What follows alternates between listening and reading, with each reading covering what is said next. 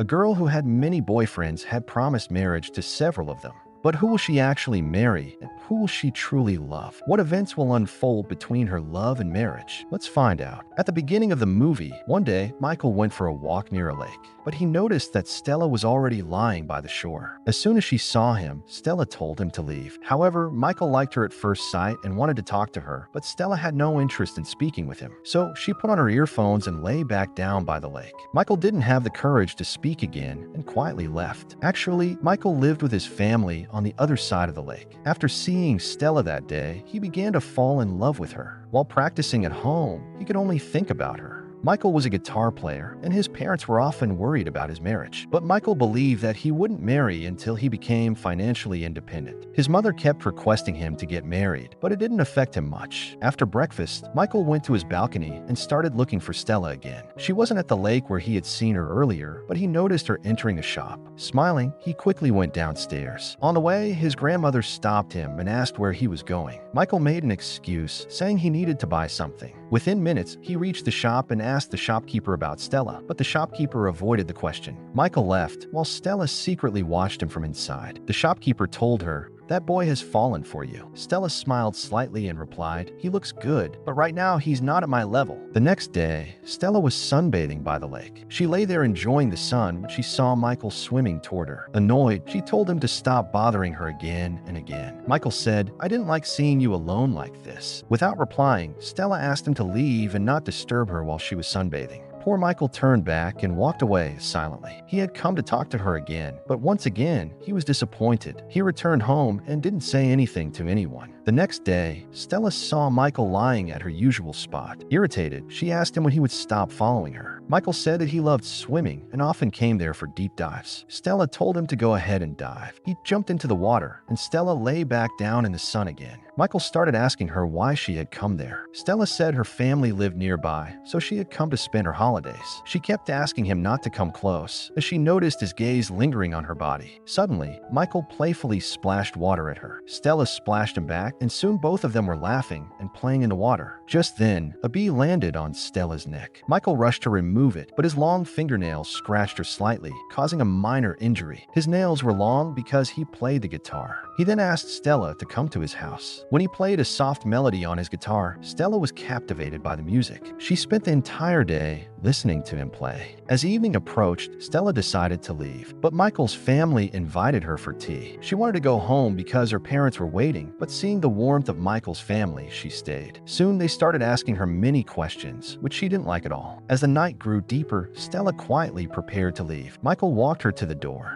During their brief conversation, Stella admitted that his family was kind and welcoming. In that moment, Michael, carried away by his feelings, tried to touch her gently, but Stella immediately got angry. Her expression changed, and without saying much, she coldly said goodbye and walked away. Michael stood there, realizing he had crossed a line. The next morning, Michael desperately tried to find her. He went to the lake and searched along the shore, but Stella was nowhere to be seen. Anxiety started building inside him. Without wasting time, he rushed to the shop nearby, but the shopkeeper he had seen before wasn't there. He asked about Stella, but the man had no idea where she lived. Just then, another young man arrived at the shop. His name was Wolf. Michael asked him about Stella. The moment he heard her name, Wolf denied knowing anything about her. A little later, Wolf was sitting in his car, and Stella was already inside. The truth was, she was actually his girlfriend. Wolf casually told her that some guy had been wandering around asking for a girl named Stella. Stella pretended not to recognize the name at all. In reality, Stella was just a name she had given Michael to confuse him, to keep control over the situation and make him dance to her signals. Soon after, the two of them drove off toward the forest, planning to spend time together and enjoy themselves. Meanwhile, Michael waited by the lake until evening, hoping she would return, but she never did. Heartbroken, he finally went back home. The next morning, Michael was completely lost in sadness. Restless, he rushed up to the terrace, hoping to catch a glimpse of her, and then he saw her. Stella was there again. His face lit up instantly with happiness. Soon, the two of them found themselves back at the lake. While talking, Michael casually placed his hand on her shoulder. Stella didn't like it. Then he leaned in slightly, trying to get closer, even brushing a light kiss and moving his hand toward her waist. This made Stella uncomfortable again. To distract the situation, she casually started applying cream in front of him. Then she suddenly asked, "Are you the son of a rich man?" Michael replied that his father and several members of his family were doctors. As they continued talking, he awkwardly tried to fix the hook of her dress. Then Stella asked him to apply cream on her legs. Suddenly, she turned toward him. The sight made Michael nervous. He lowered his gaze, his breathing becoming uneven. Stella smirked and teased him, saying he hadn't even managed to have a girlfriend yet. Embarrassed, Michael tried to explain himself. Stella laughed and jokingly declared him a man, but in reality, it was all just a game for her. She was simply playing with his emotions. That night, some guests arrived at Michael's house. The conversation turned toward his marriage. Michael realized that time was running out. If he truly wanted Stella, he would have to bring her closer to him soon. The next morning, after a swim, the two sat together again.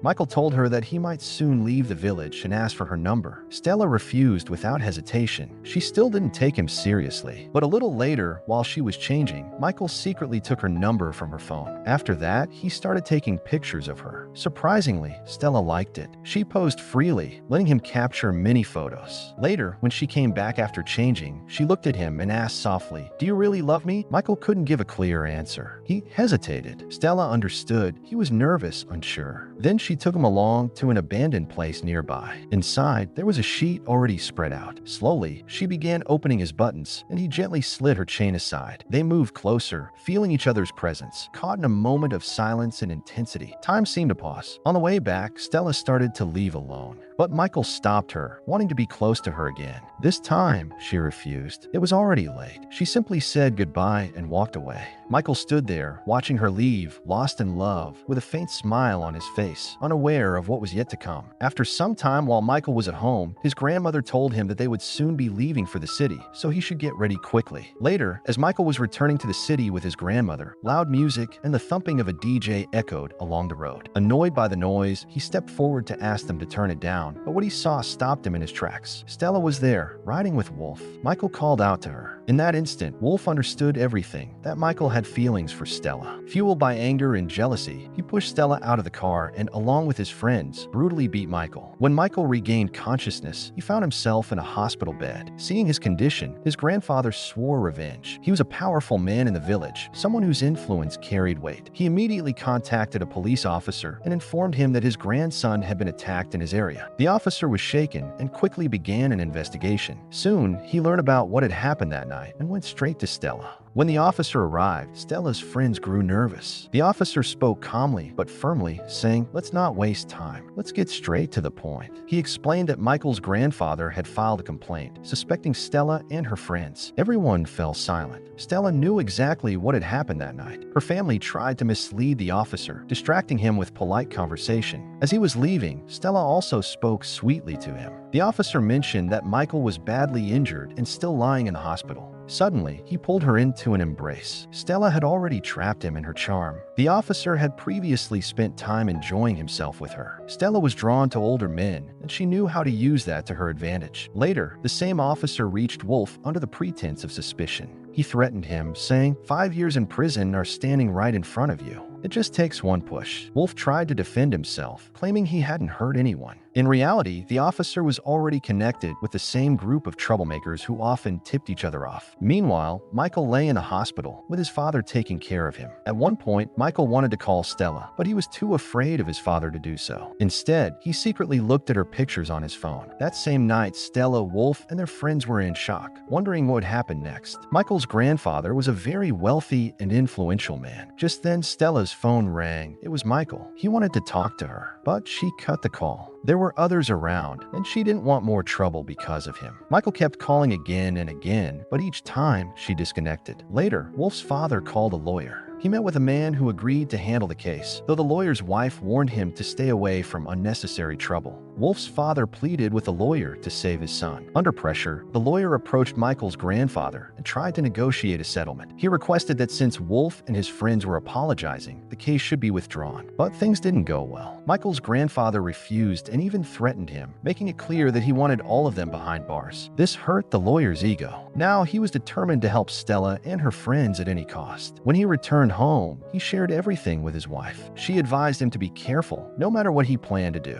Meanwhile, in the hospital, Michael kept thinking about Stella. At that moment, Stella's lawyer came to meet him. He began talking about Stella and her friends, explaining that because of his grandfather's stubbornness, Stella could get into serious trouble. He urged Michael to do something to convince his grandfather. But Michael replied helplessly, "I can't do anything. My grandfather is very stubborn." The lawyer paused and then asked, "Not even for Stella?" Michael fell silent. After that, the lawyer met Stella and Wolf's parents and told them that speaking to Michael and his grandfather hadn't helped. Now, only Stella could do something. The lawyer had a plan, one that involved Stella getting close to powerful officials to influence the case. Stella remained silent. Then the lawyer told her that she should reveal the truth about her relationship with Michael in front of everyone. For a moment, Stella lowered her eyes. Under pressure, she finally spoke. In front of her boyfriend, she confessed everything, how she had spent hours alone with Michael in the forest and what had happened between them. Hearing the truth, her boyfriend Wolf stormed out in anger. On the lawyer's advice, Stella's family began pressuring her. They insisted that, no matter what, Michael had to be trapped in a false case. Soon, a fake harassment case was planned, one that could completely destroy Michael's life. When news of these false accusations reached Michael's grandfather, he was deeply hurt. He couldn't believe Stella had fallen so low. Yet, despite everything, he refused to step back. Meanwhile, Michael's condition at the hospital had improved. His parents were taking care of him, though he still struggled to walk properly.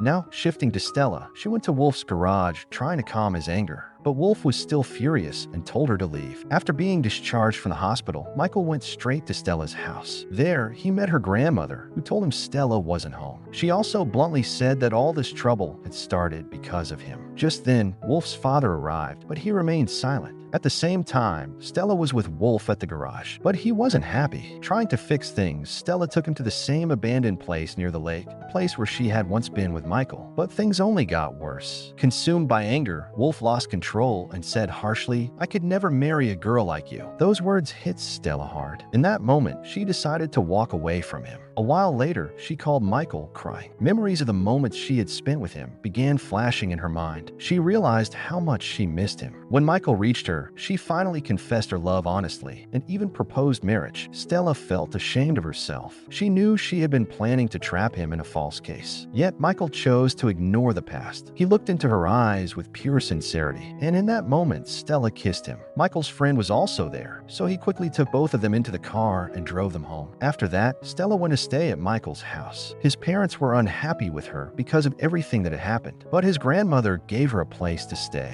Late at night, in the silence, Stella's parents and her boyfriend arrived at the house with their entire family. Their faces were filled with anger. Sensing danger, Michael's father tightly held a tool in his hand, ready to protect his family. As the door opened, tension exploded. It felt like a fight could break out at any moment. Then, Michael's grandmother stepped in between them and tried to calm everyone down. At that very moment, Stella stepped forward and spoke clearly. "I love only Michael, and I've decided to marry him." She told her family to stop worrying about her. Hearing this, her father finally calmed down and accepted her decision. Tears filled her mother's eyes. Her father gently said that as long as his daughter was alive and happy, he didn't need anything more. The next morning, under the soft sunlight, Stella rested in Michael's arms. Slowly, they began to get used to being together. That evening, when Stella returned from the market, Michael's grandfather called her for a private conversation. Hidden behind his words was greed. He believed that by offering money, he could separate her from Michael. He feared that this relationship would ruin his grandson's future. But Stella refused the money outright. Angry, the grandfather walked away, but internally, he began investigating everything about her. He still wasn't happy with the marriage. He had dreams of elevating his family's status through Michael, and Stella didn't fit into that vision. Then came the wedding day. Everything was grand and celebratory. Rituals were performed, and the couple even kissed as people cheered and celebrated. But under the influence of alcohol, Stella's behavior suddenly changed. She began to feel that the wealthy people around her were secretly mocking her family. Anger took over. She started saying harsh, disrespectful things, going as far as calling Michael weak and insignificant, saying she could keep him under her feet. In front of everyone, she said goodbye to her parents and walked away angrily. Inside the bathroom, a waitress approached her quietly and told her that Wolf was waiting outside. Without hesitation, Stella ran out and went straight to him, standing very close. Behind all of this was Michael's grandfather's plan. Good-hearted people often get trapped in deception, and sometimes the truth of their love is understood too late.